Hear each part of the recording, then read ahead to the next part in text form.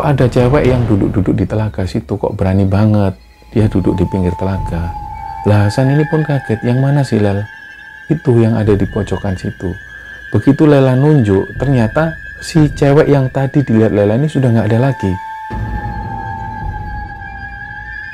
Jadi Lela semakin mempercepat jalannya, dan nggak lama kemudian Lela itu kayak berada di pinggir tebing, di pinggir jurang. Dan begitu Lela melangkahkan kaki, dia itu terjatuh dari jurang.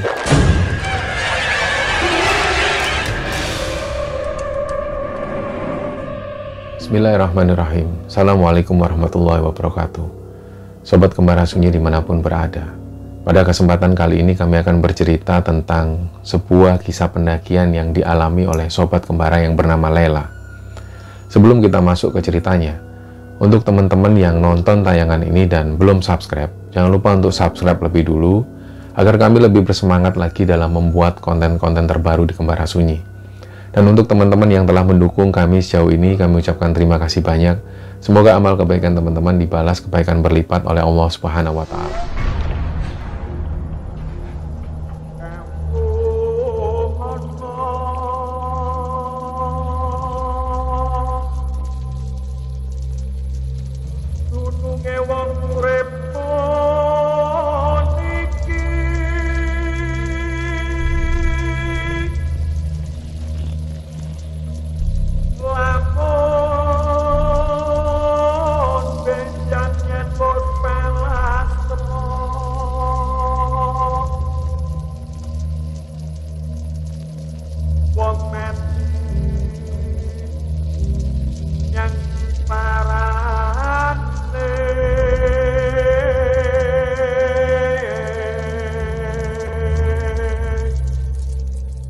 Oke, untuk cerita kali ini, pengirim ceritanya ini namanya Lela.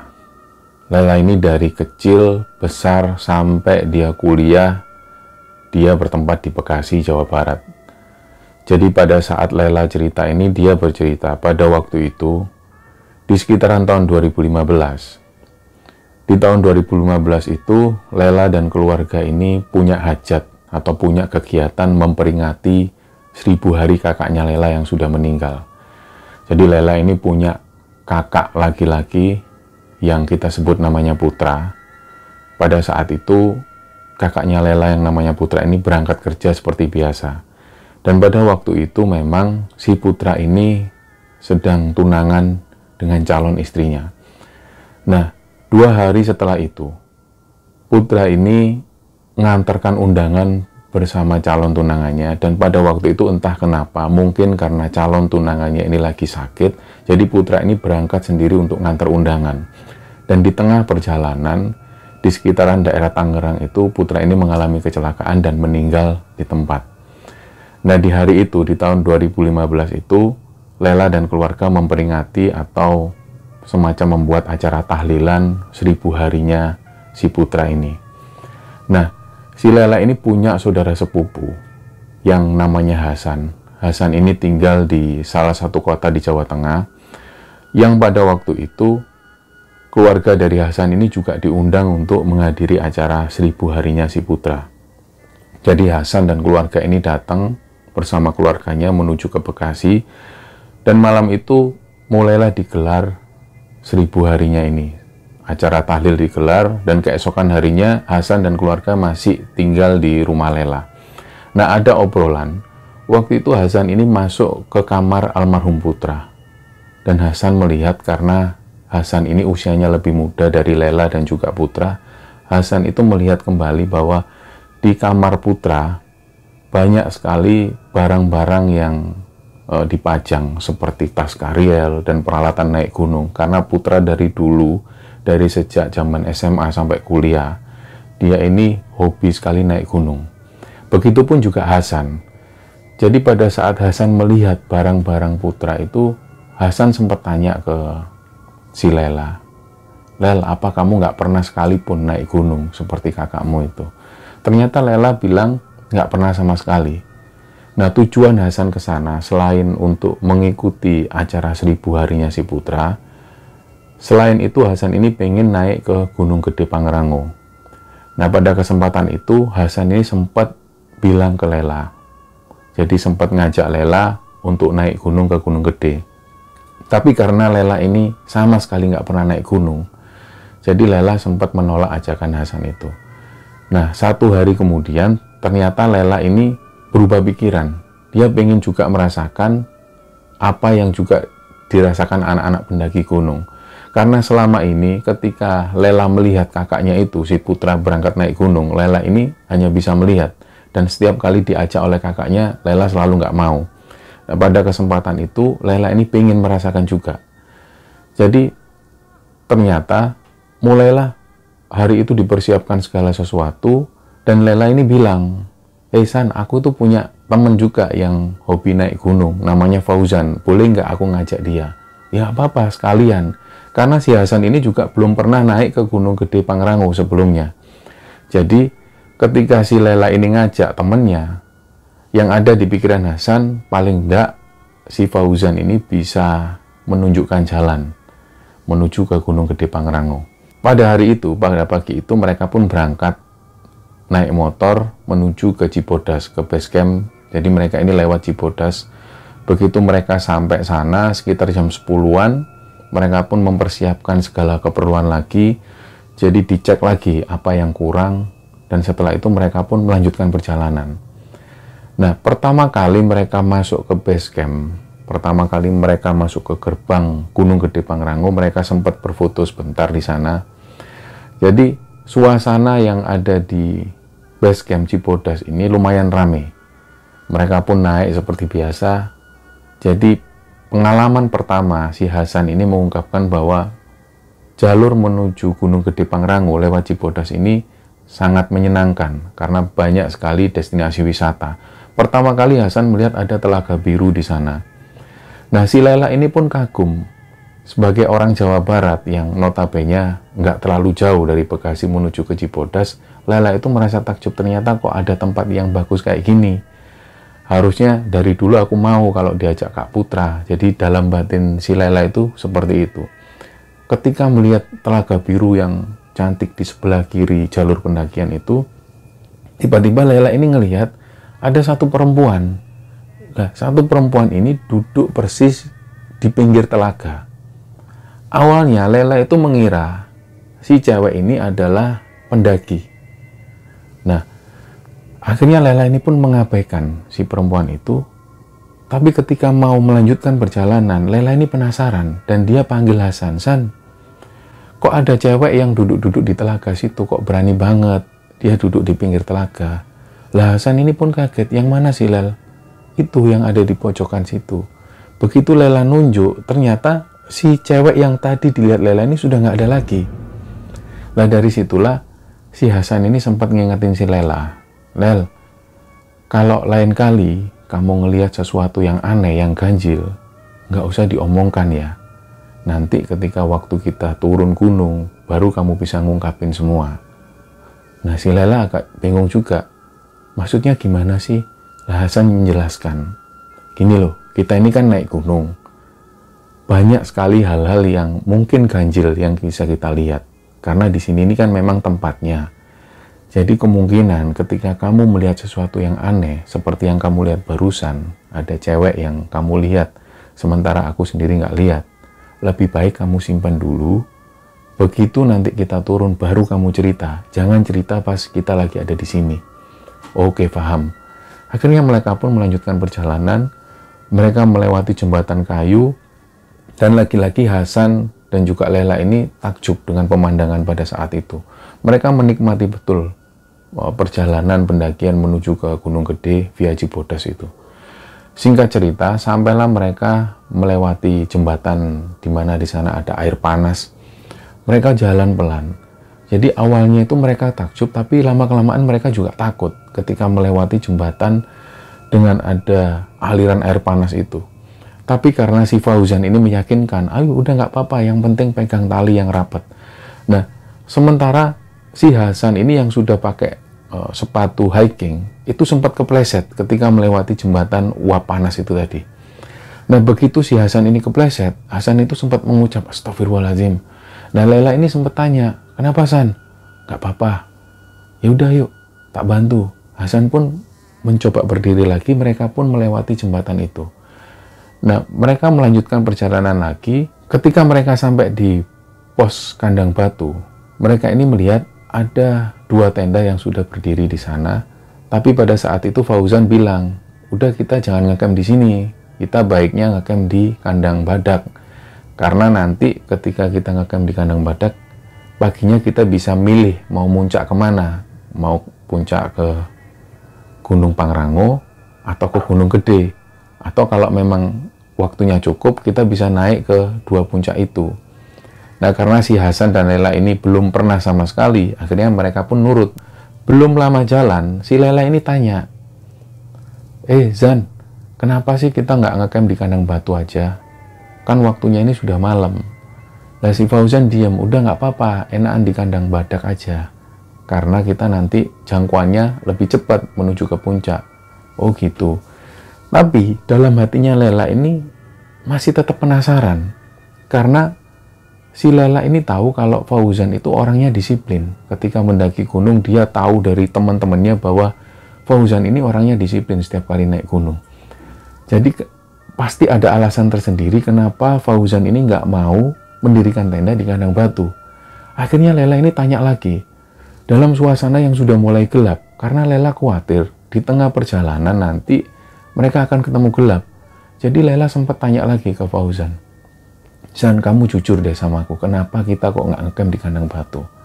Akhirnya si Fauzan ini ngerangkul si Lela dan bisikin sesuatu. Lel, di kandang batu itu banyak kejadian orang kesurupan dan di sana itu terkenal angker. Jadi aku nggak mau nanti ada kejadian apa-apa. Akhirnya Lela itu diem. Sambil agak takut, Lela diem. Oh ya sudah kalau gitu. Mereka pun jalan lagi menuju ke kandang badak. Dan belum sampai lama, ada 1 orang pendaki ini yang turun. Nah, 1 orang pendaki ini laki-laki. Dia tuh pakai celana dan pakai jaket yang nggak terlalu tebal. Dia turun tanpa membawa senter, tanpa membawa perlengkapan apapun. Jadi cuma jalan. Dan ketika dekat, tiba-tiba si laki-laki ini bilang ke mereka, ke Lela, ke Fauzan dan Hasan, turun aja, turun. Di sana rame, turun. Nah, mereka ini pun dengar si laki-laki itu ngomong seperti itu. Tapi karena mereka ini nggak paham maksudnya turun gimana. Nah, ketika si laki-laki ini melewati rombongan Lela dan teman-teman, akhirnya Lela penasaran, Mas, kenapa Mas? Emangnya di atas kenapa?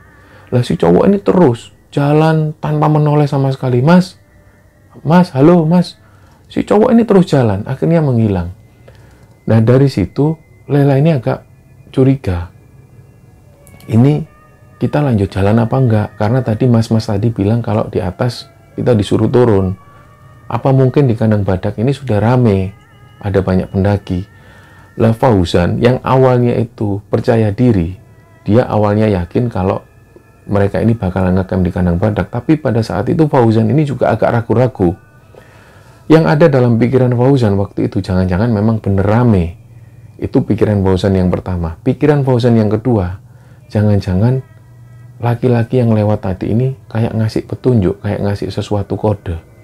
Nah, mereka pun sempat berhenti di sana. Hampir 5 menit mereka berhenti tanpa ada keputusan apapun. Sampai akhirnya Lela bilang, gimana nih Zan? Kita lanjut apa balik ke kandang batu? Akhirnya Fauzan pun bilang, ya udahlah, kita ngecamp di kandang batu aja lah. Ya udahlah, lagian ini sudah mulai gelap. Lela bilang seperti itu dan Hasan pun juga setuju. Oke lah, kita ngecamp di kandang batu aja. Mereka pun balik arah.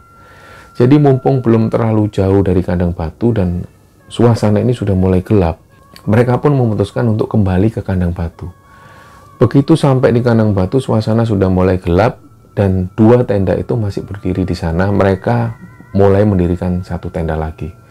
Setelah mendirikan tenda, mereka mulai masak-masak sesuatu dan gak lama kemudian sekitar jam 8:30 mereka ini langsung memutuskan untuk tidur. Karena rencana mereka akan summit dari pos kandang batu itu keesokan paginya. Mereka mulai istirahat dan dalam tidurnya itu, karena Lela ini posisinya di tengah, Lela itu merasa sangat nggak nyaman sekali. Padahal semua perlengkapan ini sudah dipakai. Matras sudah digelar dan Lela sudah pakai sleeping bag, sudah pakai jaket. Tapi pada saat itu Lela ini merasa badannya itu benar-benar dingin. Suasana waktu itu benar-benar sangat dingin sekali. Sampai Lela itu nggak bisa tidur nyaman. Sesekali Lela itu menghadap ke kanan, sesekali menghadap ke kiri, saking dinginnya. Sampai-sampai pada saat itu Lela ini duduk dan merasakan dingin yang luar biasa. Sempat waktu itu Hasan ini negur, karena Hasan juga belum tidur. Kamu kenapa, Lel? Hasan ini sempat tanya. Nggak apa-apa, aku kedinginan. Loh, kalau kedinginan ya sudah, kita bikin minuman hangat aja. Nggak, aku coba untuk beradaptasi sama cuaca.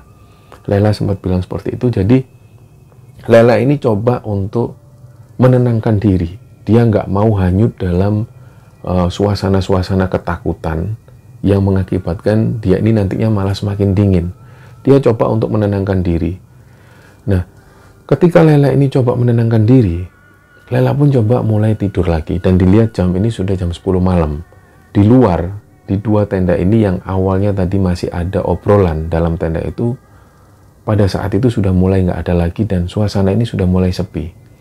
Lela ini coba tidur lagi dan nggak lama kemudian Lela merasakan dingin yang luar biasa sekali. Dan nggak tahu kenapa dia ngerasa suasana di dalam itu benar-benar pengap, kayak merasa sempit banget. Dan akhirnya jaket ini dilepas. Padahal pada saat itu Lela ini merasakan dingin yang luar biasa. Tapi di samping itu juga dia ini merasakan gerah, kayak seolah-olah terhimpit sesuatu. Akhirnya jaket coba dilepas, sleeping bag coba dilepas, dia buka tenda. Harapannya Lela waktu itu supaya dia ini bisa menghirup udara segar.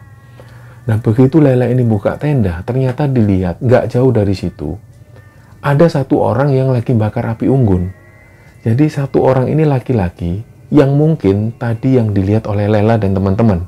Karena dari karakter fisiknya, dari cahaya yang bersinar dari api unggun itu terlihat kalau fisiknya ini sama persis seperti yang tadi dilihat oleh Lela dan teman-teman. Jadi si cowok ini duduk sendirian di depan api unggun, jaraknya nggak terlalu jauh. Nah, Lela ini berpikiran dari awal, mungkin aku mau dekat ke api unggun supaya badanku ini agak hangat. Jadi Lela ini tanpa mikir apapun, dia memutuskan untuk mendekati arah api unggun itu. Begitu Lela ini pakai sandal, dia menuju ke arah api unggun itu. Nah, ternyata sekelebatan Lela itu ketika melihat ke arah kanan, karena otomatis dia harus lihat jalan supaya dia nggak kesandung, dia lihat ke arah bawah. Dan begitu Lela ini lihat ke arah api unggun tadi, api unggun ini agak menjauh. Jadi yang tadinya dilihat oleh Lela dari tenda, orang yang membakar api unggun tadi ini jaraknya cukup dekat. Tapi ketika dideketin, ternyata posisinya menjauh. Nah, awalnya Lela ini nggak berpikir yang macam-macam. Dideketin lagi, dia jalan mendekat ke arah api unggun, dan sesekali Lela itu melihat ke arah jalan karena nggak mau tersandung. Begitu Lela ngelihat ke arah jalan dan langsung melihat ke arah api unggun, ternyata sosok laki-laki yang di depan api unggun itu agak menjauh lagi. Dan begitu seterusnya, karena Lela ini kedinginan dan ingin mendekat ke arah api unggun, diikutilah terus. Nah, berjalan nggak berapa lama, akhirnya ada yang memanggil Lela. Dari arah tenda ada yang manggil, Lel, kamu balik deh lo balik deh, jangan ke sana, balik. Begitu Lela noleh, ternyata Lela ini ngelihat sosok kakaknya, si Putra. Jadi Putra itu pakai jaket dan kayak manggil Lela, Lel, udah balik kamu, balik ke tenda. Nah, awalnya Lela itu juga kaget, loh, kok ada Putra? Padahal kakaknya ini sudah meninggal sekitar 3 tahun yang lalu. Tapi dia itu melihat persis wujud Putra itu, persis berdiri di dekat tenda dan manggil Lela. Dan manggilnya itu biasa, Lel, udah balik tenda, balik tenda. Nah, begitu Lela itu ngeliat ke arah api unggun itu, si cowok yang ada di depan api unggun ini semakin menjauh jaraknya. Dari situlah Lela ini sudah mulai merasa curiga, dia pun balik. Tanpa berpikir yang aneh-aneh, dia balik ke arah tenda yang tadinya dia mendengar suara kakaknya, almarhum Putra. Ternyata begitu Lela kembali ke tenda, sosok kakaknya ini sudah nggak ada lagi. Tapi Lela yakin bahwa dia tuh mendengar jelas suara kakaknya dan bahkan dia ini melihat wujud kakaknya pakai jaket tanpa menghadap ke arah Lela tapi cuma melambaikan tangan, kayak nyuruh kembali. Nah, begitu Lela ini kembali ke tenda, si Hasan ini pun bangun. Kamu dari mana, Lel? Lela pun bilang, dari buang air kecil. Kok gak ngajak kami? Harusnya kamu ngajak kami biar kami antar. Alah, nggak usah. Padahal waktu itu Lela ini mendekati arah api unggun. Dan ternyata setelah dia mengalami satu situasi semacam itu, setelah Lela ini kembali ke tenda, suasana itu menjadi hangat. Dan Lela itu nggak merasakan dingin seperti sebelumnya. Dia pun tertidur. Nggak lama ketidur, dia ini kayak mengalami mimpi yang benar-benar kayak nyata. Jadi mimpi ini benar-benar ada dalam situasi dia di dalam tenda. Tapi waktu itu Lela ini sendirian. Jadi Lela ini kebangun di dalam tenda dan dilihat si Hasan dan Fauzan ini nggak ada. Dia benar-benar sendirian di dalam tenda dan masih ada di pos kandang batu itu. Lela ini pun keluar dari tenda. Dia keluar sendiri jalan pelan. Dia nggak tahu kemana. Dia jalan terus mengikuti arah api unggun yang tadi dilihat. Dia ikuti terus dan lama-kelamaan ada satu orang laki-laki ini datang. Dia kayak menuju ke satu jalan. Nah, Lela itu merasa laki-laki ini mau menuju ke puncak Pangrango. Lela pun ngikuti karena dia nggak tahu jalan. Dia ngikuti sosok laki-laki ini. Ternyata lama-kelamaan semakin dideketi, sosok ini semakin menjauh. Lela pun coba mempercepat jalannya. Semakin dekat, sosok ini semakin menjauh. Jadi Lela semakin mempercepat jalannya dan gak lama kemudian Lela itu kayak berada di pinggir tebing, di pinggir jurang. Dan begitu Lela melangkahkan kaki, dia itu terjatuh dari jurang. Dan begitu merasakan terjatuh, tiba-tiba dia ini kebangun. Dan langsung nafasnya itu terengah-engah. Pada saat itu Hasan ini bangun. Kamu kenapa, Lel? Aduh, aku ngimpi buruk nih. Ngimpi buruk kenapa? Diceritakanlah oleh Lela bahwa dia mimpi ketemu dengan satu orang misterius. Dan dia tiba-tiba jalan dan jatuh dari atas jurang. Nah, dari situlah Hasan ini coba menenangkan. Begitu dilihat pada saat itu sudah jam 12:30 dini hari. Hasan ini coba menyarankan ke Lela. Ya sudah, Lel, kamu baca doa dulu. Supaya nanti mimpimu gak diganggu hal-hal yang aneh-aneh lagi. Lela pun coba baca doa dan kemudian mereka pun tertidur. Sekitar jam 4 subuh, mereka ini sudah mulai bangun. Mereka sudah mulai masak-masak. Sekitar jam 5 mereka mulai jalan.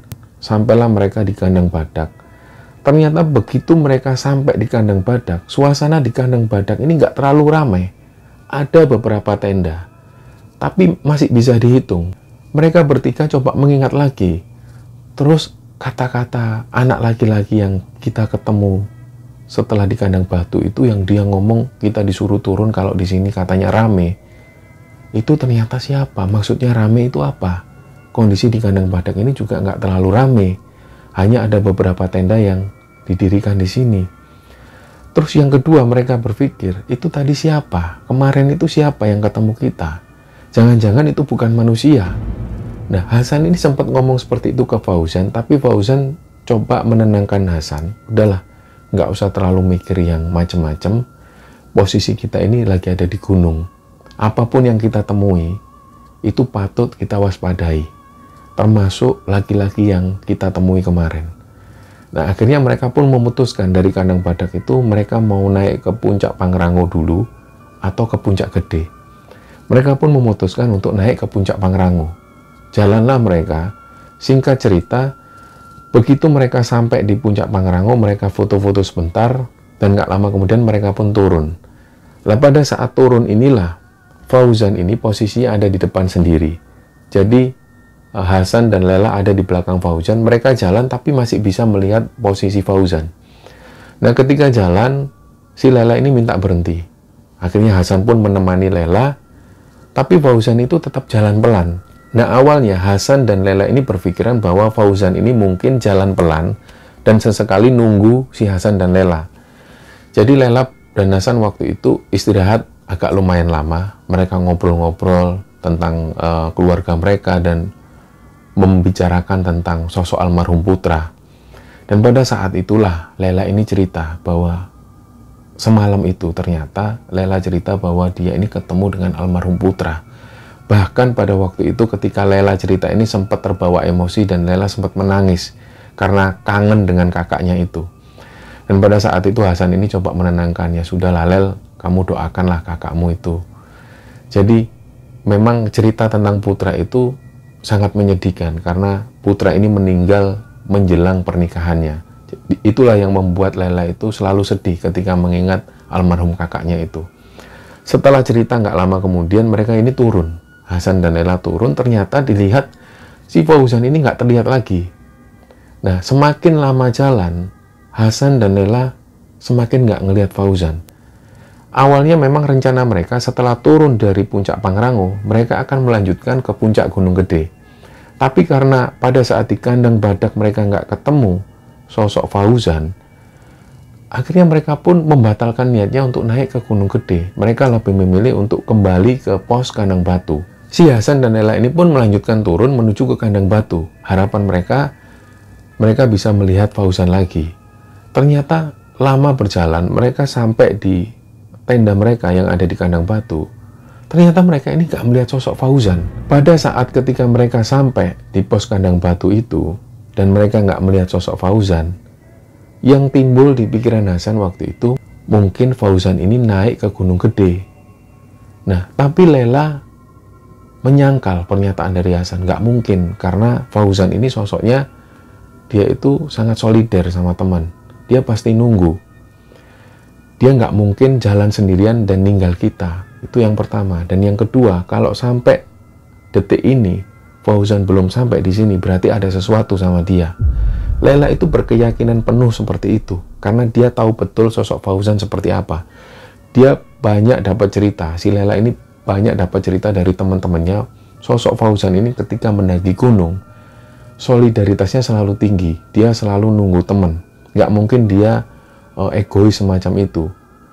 Nah, setelah berpikir agak lama, akhirnya si Hasan bilang ke Lela, ya sudah Lel, kamu tunggu sini, biar aku balik ke sana. Biar aku balik ke sana, aku mau cari sosok Fauzan.